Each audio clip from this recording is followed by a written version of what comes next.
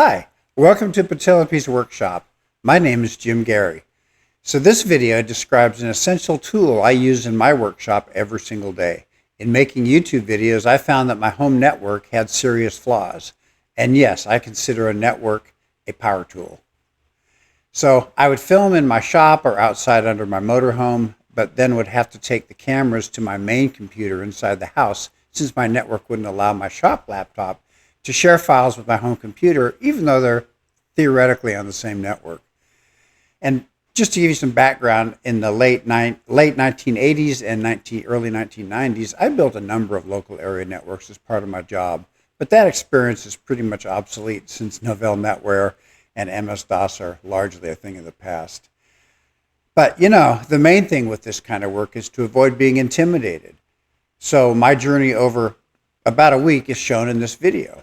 If you enjoyed this, please like, subscribe, and check out other videos on my channel in the description below. Here's a schematic of the home network that I used to have, and you can see the cable came in from the street and it plugged into the modem and to the router, and it was a wireless router, of course. And from that router, I ran a Cat5 wire connector underground to my shop, and then I put another router in there, so I had two routers in the system. And then I ran another Cat5 cable to my home office, which is where I do most of my editing, where I am now. And I have a Tesla, and the Tesla is in the garage down at the bottom of this diagram. The builder was supposed to put a wired Cat5 outlet in the garage, but he never did. So I ended up putting a wireless extender, and that's one of those that picks up the signal and then amplifies it and sends it back out. And that only worked with moderate success. Most of the time my car would notify me that there was a update, because I get updates on my car probably at least once a month, sometimes twice a month. And it would just tell me that I had one, but it would say I had to connect to a wireless network in order to download the whole thing. So I was having to do all kinds of things to get my car's updates in. I got a bird feeder for my wife, and it's out in the front yard, and you can see that to the right of this diagram. And it's out by our front fence. And it couldn't reach our wireless router that's in the house, so I put another one of those wireless extenders on the front porch, just so that we could reach the bird feeder, so she could see, because the bird feeder has a camera, and you can see the birds right up close. So that was the system I had. The problems were the router in the house would not work well with the router in the shop, and those wireless extenders weren't all that reliable, and they tended to conflict with each other as well. Or I don't know if they were conflicting with each other or with the regular wireless routers. The biggest problem seemed to be that I couldn't really share files between the shop and the house. That became a real problem. I kind of could. There is a way to put a hard drive onto a USB port that's in most routers, and I tried that, but it was way too slow. And honestly, it would show up in the house, but only sometimes show up in the shop. And again, it was a conflict, I think, between the two routers. So this is what I wanted to change. So to recap, my initial network configuration is here on this picture. So I had cable coming in from the street. It went into the modem that was provided by the cable company, and that then connected to my own wireless router. And the wireless router, of course, has wired connections as well. I'm showing the wireless connections with the dotted lines on this diagram. And so from my router, it just went out to my house wireless, provided wireless to the house. And then I had two extenders that were extending that wireless signal, one out to the front porch, one out to the garage, not very successfully. And then I had hardwired connections to my shop where I had another router, and that router would broadcast wireless signals into my shop. And then finally I had a hardwire cable to my office in the house, and that's where I do all my editing. So that's a hardwired connection.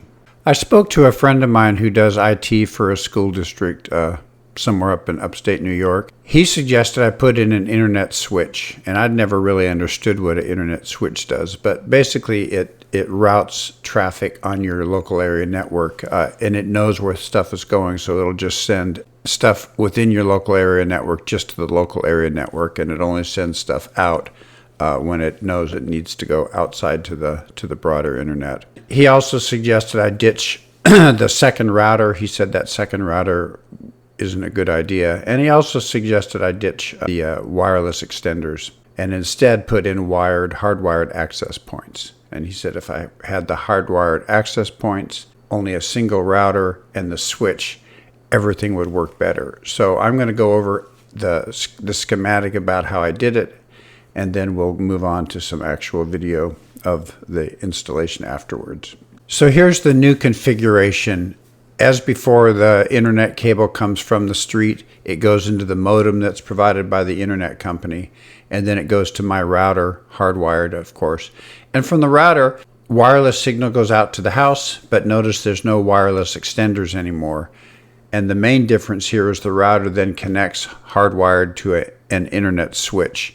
And the internet switch is connected via cable to my shop, where I have now installed a wireless access point, so there's no router out there anymore. And as before, I have a hardwired cable into my office where my main computer is. And then I installed a new Cat5 cable from the switch all the way through my attic out to the garage. And there I installed another wireless access point. And finally, I decided to install a NAS, which is a network attached server. And what this does is it allows you to access files anywhere from any device on my local area network. And I don't want to go too much into how NASs work or how to install them, but I'd had a very bad experience installing one about 10 years ago, so I haven't had one ever since. But I looked into it at the new technology out there, and I decided to get a Synology network attached server.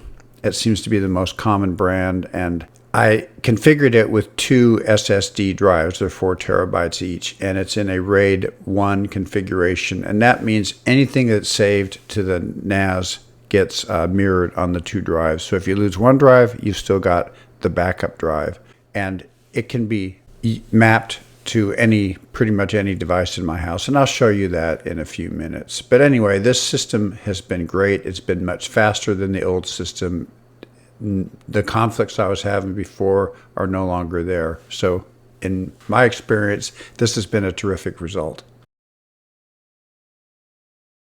This is the cabinet where I keep all the goodies.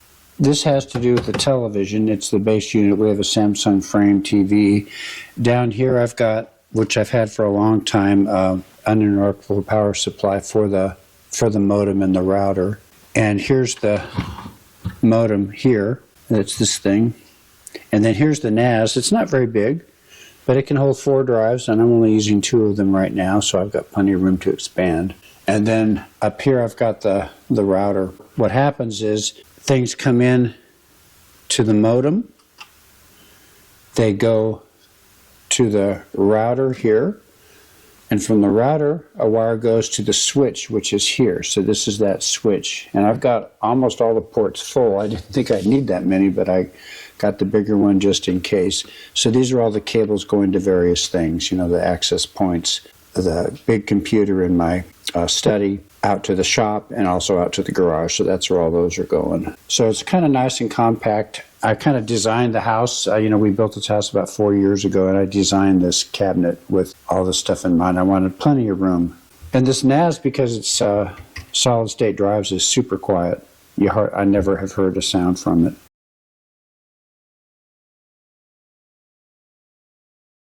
I'm out in my shop, and I'm just showing you some of the aspects to my network. So here's the laptop I use out in the shop, and it's a kind of a high-end Core i7 based Dell laptop. I've mapped the network attached server to it, and it's just mapped. So all you have to do is go down here and hit your file. This is a Windows computer, by the way. Hit file, and then go to this PC, and then here is the file server. It's already mapped. It's mapped as drive Z, but it just shows up when I go to the computer file folder and click on data, and here's YouTube.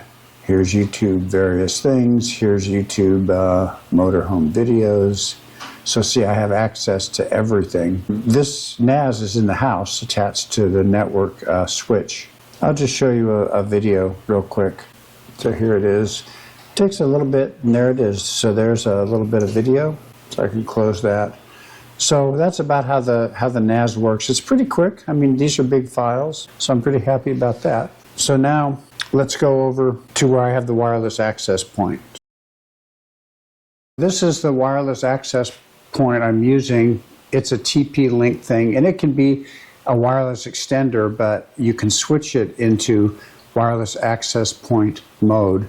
So if you look at it closely, there's a cable coming in here, and this is my Cat5 cable that comes in from the switch that's in the house. So this is what I've been using since I upgraded the network, and it's been flawless. I get internet all over the shop and actually all over my backyard pretty much, so it's really, really nice. So now I'm in the garage. There's my Tesla, and there's the charging station. And I used to use a wireless access point, just a wireless access extender, just to get enough signal out here, but it never worked very well. So what I had to do is I had to run a new wire across the house from the switch, and you can see it's right up there. You can see the access point up there, and you can also should be able to see the internet connector. So that wasn't hard to do. It just took a while crawling through the attic and stuff. But now I have the access point right at the very front of the garage, so it reaches the bird feeder just fine. So that's been terrific. Here we are in my study, and this is where I do all the editing. So notice I have two nice big screens, and I've got this computer. I actually built this just before COVID hit, and thought I'd never use it as a gaming computer. I don't game, but I just built it for the fun of it about 5 years ago now. And it's been great. It's been holding up. I haven't really had to upgrade it or anything. I do most of my editing on this screen here, but if you look at this screen, I can show you how the network drive is mapped here as well. So you just go to this PC and Jim Data, that's the NAS. And again, here's all my YouTube stuff. And I can show you a quick video just to show you how it works. So these are big files. And this one is this one's hardwired, so it comes up much quicker. Out in the garage, I could have hardwired the laptop, but I've just been using it wireless, so it's not quite as quick there, but I don't mind that.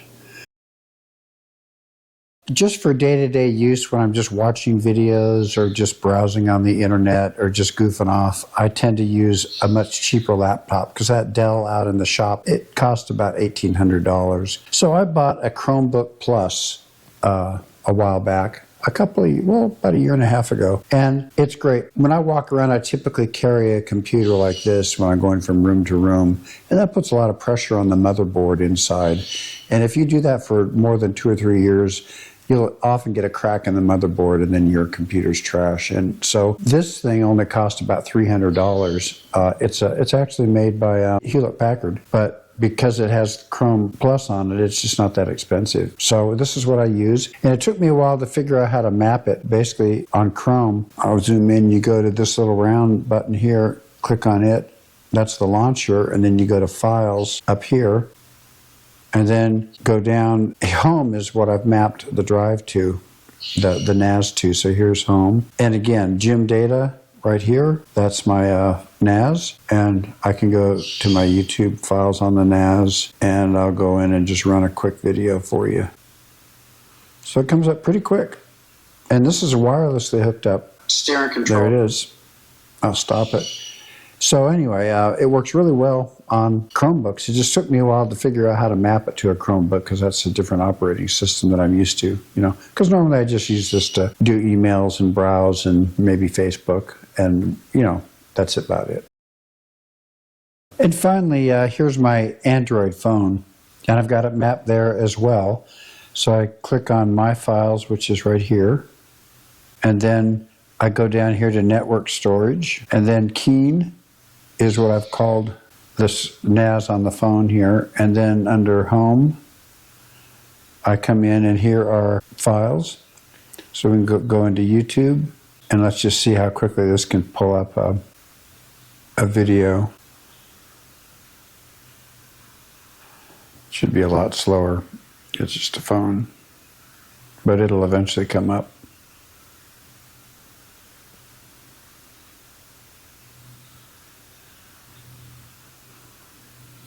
There it is. So anyway, the NAS has been terrific. I've been able to map it to all my devices, fairly transparent. So I'm pretty happy with it.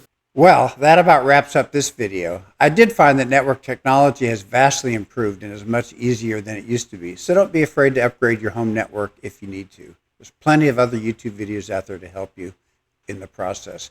As always, I hope you enjoyed the video. Please like, subscribe, and take a look at other videos from my channel in the description below. Bye.